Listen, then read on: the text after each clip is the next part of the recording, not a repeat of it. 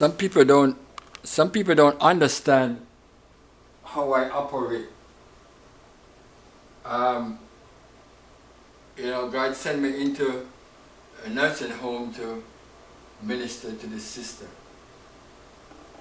And I heard about the problem she was having, and honestly, I had no interest in going. I said, I'm not going to deal with these devils and whatever stuff was going on with her. And the Lord was watching me, and I was doing nothing. Those days I wasn't active in the ministry like now. And one day he told me that you have to go. So then, of course, I have no choice now. I can't say I don't want to get involved. I have to go. And I go there and I sat down with her like almost 1 hour, and I said, tell me what's going on in your life, what is going on? And she goes back, way back in life and talking this and that and listening to everything what she said. And I've listened to what she said patiently, Because sometimes, just like when people come to the Lord having problems, you ask them like, it's like the same one we spoke about with the child, The Lord asked him, he said, what's going on with your child, You listen to what they say. As much as he knows what's going on already, but you let them speak, let them speak. And by the time when you have to minister to people, if you have any, it's not you doing it, but the Holy Ghost, you have understanding these things, you don't just jump into things, you let it develop. She asked her what's going on. I sat there 1 hour, I think it was 1 hour, I sat there talking to her, and I really listen to what she said. And when she's finished, I said to her, okay, well, today's the last day you're going to tell the story, because I know what I went there for. But I don't ask her afterward, so how do you feel now? I mean, you feeling all right now? Whatever. I don't bother with that. It's not for me. It's not my job. My job is just to do what God tells me to do. And I leave the rest to Him and it's gone. So later on I will hear her say, man, that day, I'm telling you, this is what happened to me, to the girl of God. But I'm not going to ask you afterward, are you healed or you feel all right now, whatever. I mean, I'm trying to say, because it's not for me. I'm just a mouthpiece, a servant, and I do what I'm told to do. And if I'm told to spread the table, I spread the table. And if I'm told to lay the knives and forks, I lay the knife and fork. If I'm told to bring some water, I bring water. And if I'm told to cook some food, I cook some food. You know what I'm saying?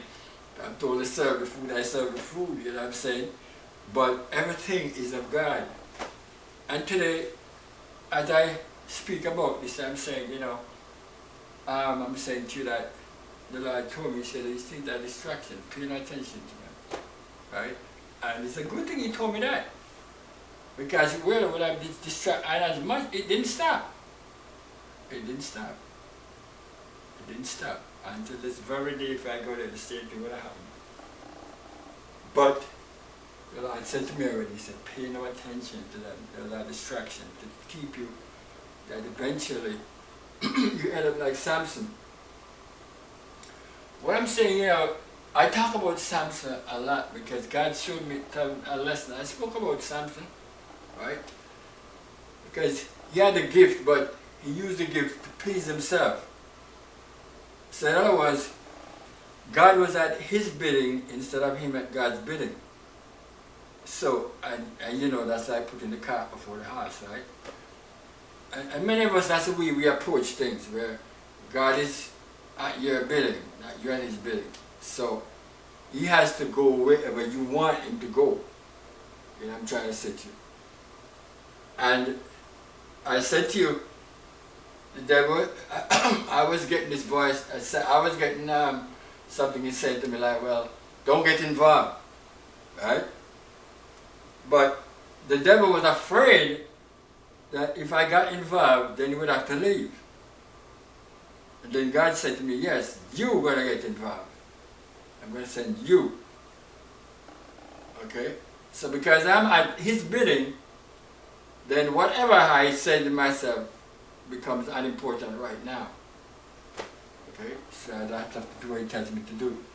And I'm not doing it because I feel like he's putting me in a straight jacket or he's threatening me over the head or going to beat me or whatever. Because some people, they talk about those things and they're like, God to beat them over the head. Why? Why does he have to beat you over the head to get you to do what he wanted you to do? You know what I'm saying? You know, you shouldn't have to do that. You know what I'm trying to say? I mean, you shouldn't have to get a whale to swallow you up. You know what I'm saying? Because you were trying to go to Tarshish, you know. You know what I'm saying? You know, no, you shouldn't have to do that. Okay?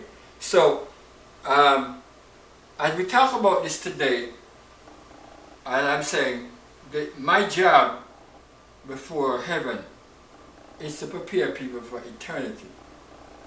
Destiny, eternity. Right? And let me just say something here, because it's the same thing that even the hat, right? See, let's say open up your Bible. It also says destiny, eternity. And every one of these products that I have, which will be available that you could buy them, you know, make a donation, it's eternity. It says destiny, eternity. That's the message. Eternity. Destiny, eternity. Not destiny for this life, okay, because I said to you right now, I'm walking in my destiny for this life. Okay? I made a promise to the Lord decades ago. He heard what I said and he made it happen. And it's happening right now. Okay? It's happening right now. I don't want to be in music because I want to be a movie star and things. I want it to be connected to the gospel. And that's exactly what is happening right now. Okay? That's what it is. That's what it is. I was doing this thing and they asked me to sign on. What did you want to be when you were growing up? Well, I wanted to be a doctor. I was qualified to do it. I could have been all of these things. I mean, like guys who know me, they know me. They might be a lawyer, a doctor, whatever they are, but they know I was more brilliant than them. And if they could do it, I could do it more than them. Okay, so they don't talk to me like they would want to show off on me or nothing, because they know that makes no sense, because they couldn't get the grades I was making and they didn't have the skills intellect that I had. But what is my destiny, okay, is for the gospel. Okay? And God worked it out. So I'm walking in my destiny right now. Okay? And God opens doors and he closes doors for me, and he makes me go through some and he blocks me from some. And he tells me he must go. He leads me in the path of righteousness for his name's sake. So why was I saying all of this, right? The Lord was telling this parable about the widow who, she came to the judge and was saying, avenge me of my enemy.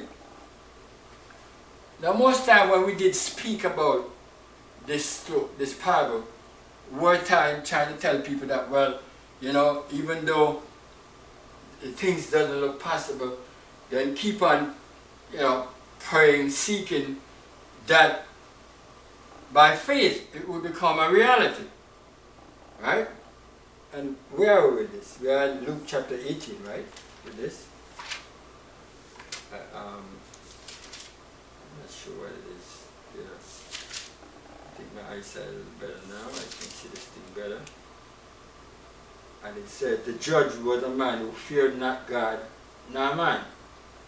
Right? And there was a city, and that's a terrible thing, brother. I don't know if you've ever heard that thing before. You know, but there are people today just say that to them. The Bible said, Jesus said, there was in a city a judge which feared not God, neither regarded man. Right? You can imagine the level of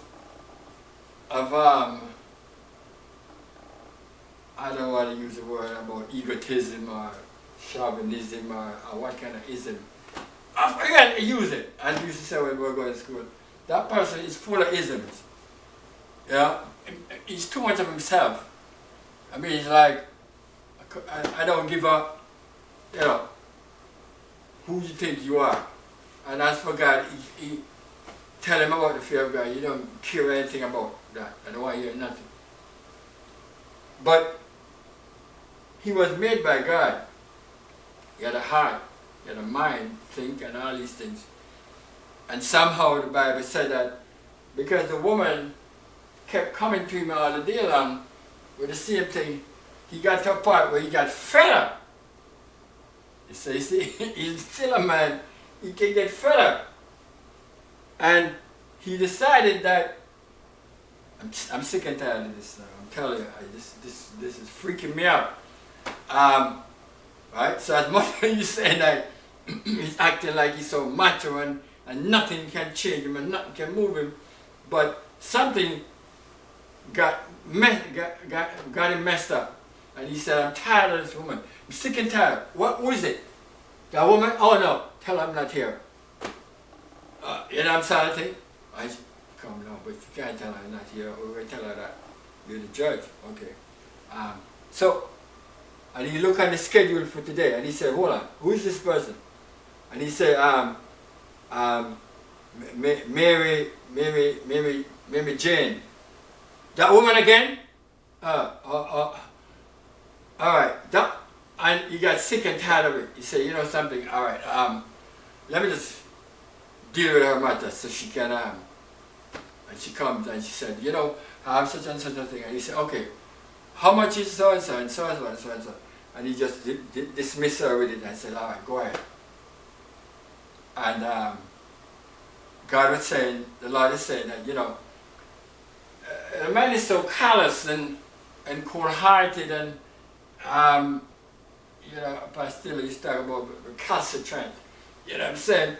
But he's so way out of it, I mean, so far away from God, I'm saying, so much on the devil's side, right? But the pressure that the lady was putting upon him kind of tipped him, flipped his ship to the place where a little of his humanity kicked in.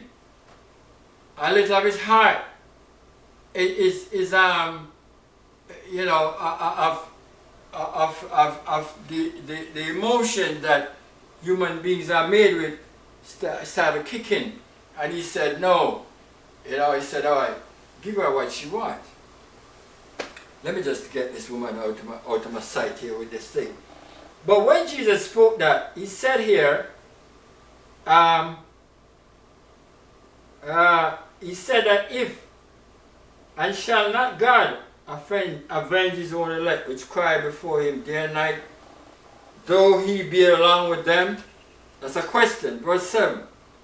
I tell you, he will avenge them speedily. He will avenge them speedily. Full stop. Nevertheless, when the Son of Man cometh, shall he find faith on the earth? So, after all the Lord had said, right, we took the parable and we said, well, if we are seeking something from God, we should be persevere. You understand? We should be diligent and we should use prayer and supplication and all of this sort of thing. But the Lord threw in that part there at the end. He said when he as I said in the blog last night, he fast forward the whole thing. And this is what I tell you about things that are our destiny as far as this life is, and things which are destiny which went to eternity. Because the woman who was coming to the judge was dealing with something that would have to be doing with our destiny as far as this life is concerned. But when the Lord is telling the parable and he's relating it to circumstances of life. He, like, I don't know if you remember those days you used to have a tape recorder. And there was some, with the old tape recorder, you would have to like press that thing and wait for the thing to go round and round and round and round. Then they started to make another one where you could just push a button and the thing just jumped forward. In fact, it could jump to the next song, maybe 2, 3 songs, depending on, and you get there quick time and then you could listen to your music. Right? So Jesus was saying there, he pushed a button, as it were, on this thing now, and he made the thing fast forward to eternity. And he said here, nevertheless. So I'm telling you about something that pertains to this life. But I want you to consider eternity. Because my coming, when I come, it's going to be hard for me to find faith upon the earth. Right now, what is happening in this world, people, despite what went on in 2020, people were disillusioned with what was going on. Didn't see a way out. And people are still suffering because of it. So there were the 2 things the Lord told me were going to hit the world, was the plague and the war. Okay? At the time when the Lord was showing me about the plague was on. But he showed me the war before anything happened. But these 2 things, what the plague didn't tear down, then the war is supposed to finish it off. Okay? The 2 of them working hand in hand with the devil, like his right hand and his left hand. But people are still caught up in saying, like, somehow they feel like things will go back to normal. And as I wrote on Facebook before, I said, if what is normal was good enough for God, right? If it was good, then I tell you, the Lord would not need to change it. But what man calls normal was not good enough for God. In the days of Noah, the Bible said the earth was filled with violence, and every imagination of the heart of man's heart was evil continually. That was normal. But in heaven, day and night, angels were reporting to God what's going on down there. And what was normal to these men, God said, this is not normal. This is not how I made this earth. This is not what I want to be done here. So talking today about you want things to go back to normal, consider what God considers, consider what the Creator would have normal to be. You see, as I said the other day, you know, people are sometimes taken up with their security systems and all manner of stuff. And was back in the 90s when I met this lady, I think she's from Italian descent, and she told me, she said to me, 20 years ago we could sleep in our house without closing our door. We could sleep without locking our door. That was in the Bronx. She said, that's 20 years ago. What on earth do you think is the hell that's going on there now? That was in the 90s, she told me that. And so people, as I asked my mother one time, I said, like, tell me what was it like when you were a youth, when you were growing up. And sometimes people who live enough time, as this lady told me one time, she said, if you are lucky enough to live as long as me, This old lady told me this about back in the 90s. She said, if I am lucky enough to live as long as she's not, as old as she is now, to live to her age, right? And I don't think I don't get to her age yet, but she was looking at me and she said, you're a young man, right? But I'm saying for those people who have been used to life in a different fashion, you know what I'm saying? When they could walk out to the street at any hour of the night. And my mother told me, she said to me, down there in that parade there, when I was about 19 years old, I got out there and I sleep in the park, waiting for my mother to come on the bus. And what she's telling me that at the time is like, really? You're telling me you're the young lady, I mean, a nice young lady go sleep in the park, waiting for your mother to come. Yeah, nobody's bothering her, right? Nobody's bothering her. Everybody about their own business and decent people. I remember this man told me, he said to me, he said, when I was growing up, if a man came in the district and he was a thief, he had to leave. People would banish him from the place. He said, now, those are the people who they honor. So these people, I said to them, I said, but what is becoming of this world? Okay? What is becoming of this world? Or what is becoming of this world? That's how they live, and they say, where are we? Right? What's going on? But what I'm saying is that even if you're 20 years old and you are here from Y2K and you were born in that generation, you can see how drastically things have changed in this world. Okay? Because I said, if you were born for Y2K, when the first shooting in school is the most secure place, one of the most secure places where they would run for shelter. People were doing that for years, till it became a place where for shootout. Right? So when they had the first one, the Columbine, if you were a Y2K student, that was after Y2K. People were saying, what? Just so that the generation grows up now accepting these things almost like if it is normal. But it's not. It's not normal. So I'm saying to you, so today people are saying, well, they want things to go back to normal. But what is God saying? Right? My dad used to say like, if something fails to stand the judgment of man, then what about the judgment of God?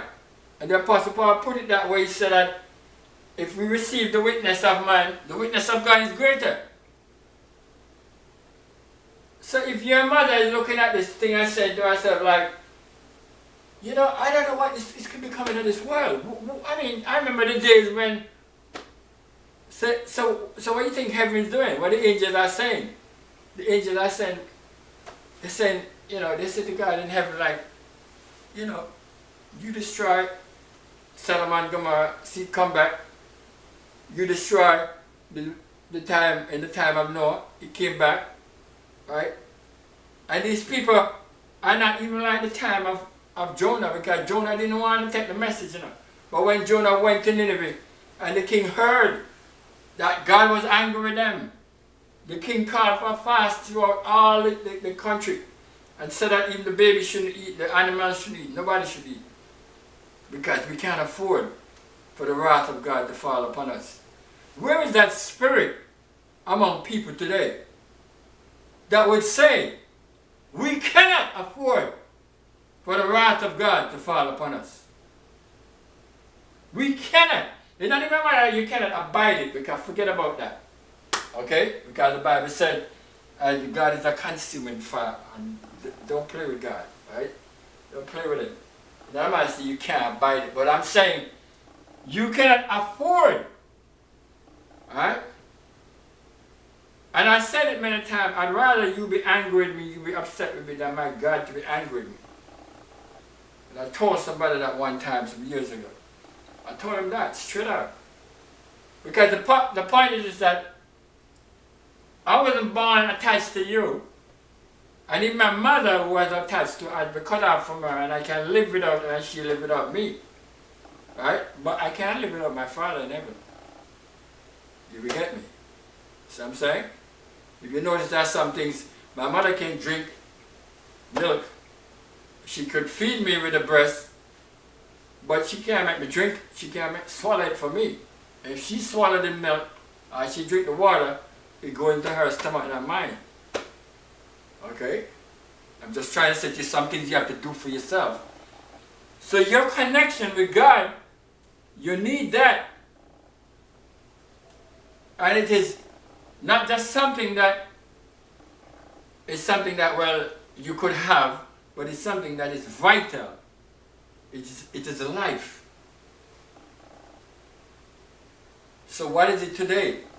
So Jesus said, when I really come back, will I find faith on the earth? Right? Will I find faith on the earth? Will I? Where am I going to find faith on the earth? But he jumps, he pushes the thing, and it goes straight down to eternity. And he said, you know, so the Lord is talking about a situation right now. And he's looking at, my mother would say, like down the stream of time, the prophet. He's looking all the way. He fast forward to eternity. And he said, no wonder the Bible tells you that when he went to Jerusalem and they were celebrating him and having this big thing, he was crying. And he asked him, like, why are you crying? There should be a time when you should be happy. And he said, well, I see this place destroyed, you know. I see not one stone will be left upon another that won't be thrown down. I'm seeing things that you're not seeing. Today God has given us, some of us as prophets, to see some things. And the things we're talking about, I've spoken about many of these things pertaining to this life. We're talking about eternity. You know, when I said to somebody, I said, don't go back to that place, otherwise you're going to die there. I was talking about that there, and she said to me, it's easy for you to say that. What am I supposed to do? I really don't know, but I just tell her what God said. And I turned and said to her, I said, you think it's easy for a prophet to tell somebody you're going to die? Know that you also can die? Within 3 months, anyway, let me not finish saying more about story. But within 3 months. But what I'm just trying to say to you is this, that for us as prophets, we see some things here, but Jesus went straight down to eternity.